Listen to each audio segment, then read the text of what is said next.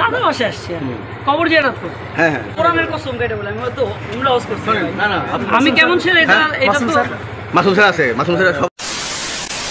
গতকাল দাতার বাসা থেকে গ্রেফতার হন তৌহিদ আফ্রিদি। এবার তার গ্রেফতার হওয়া নিয়ে কি বললেন রাকিব হুসাইন।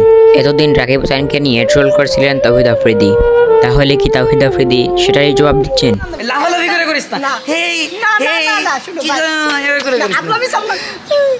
সো গাইস বন্ধুরা, আজকের এই ভিডিওটিতে আপনাদের জন্য থাকছে অনেকগুলো টুইস্ট, আর এই সব কিছু দেখতে চাইলে ভিডিওটিকে না টেনে সম্পূর্ণ দেখুন।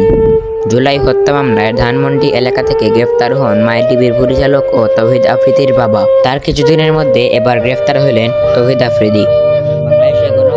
বাংলাদেশে গণ অভ্যুত্থানের সময় অনেক সেলিব্রিটিকে টাকার অফার করেছিলেন এই তৌহিদ আফ্রিদি, সেজন্যই মূলত গ্রেফতার হলেন তৌহিদ আফ্রিদি। তার কি রাকিব হুসাইনের সাথে কোনো শত্রুতা আছে? চলুন দেখে আসি। বন্ধুরা, একসময় বাংলাদেশের নাম্বার 1 ইউটিউবার ছিলেন তৌহিদ আফ্রিদি, কিন্তু সাবস্ক্রাইবারের দিক থেকে যখন রাকিব হুসেন তৌহিদ আফ্রিদিকে ছাড়িয়ে যায়, ঠিক সেই সময় তৌহিদ আফ্রিদি রাকিব হুসেনকে নিয়ে অনেক ট্রোল করা শুরু করে দেয়। লাফালাফি করে করিস না। হেই হেই কি এভাবে করে করিস না। সেই বিষয় নিয়ে রাকিব হুসেন কিছু না বললেও অনলাইনে এসে ঋতু হুসেন অনেক রাগ তুলেছিলেন তৌহিদ আফ্রিদির উপর। কিন্তু বর্তমান সময় বাংলাদেশের নাম্বার 1 ইউটিউবার হচ্ছেন রাকিব হুসাইন। আর এই রাকিব হুসাইন কখনো কাউকে নিয়ে ট্রোল করেন না, তিনি নিজের গতিতেই নিজের কাজ চালিয়ে যান। কিন্তু তৌহিদ আফ্রিদির এই বিষয়টিকে নিয়ে এখনো কিছু বলেননি রাকিব হুসাইন।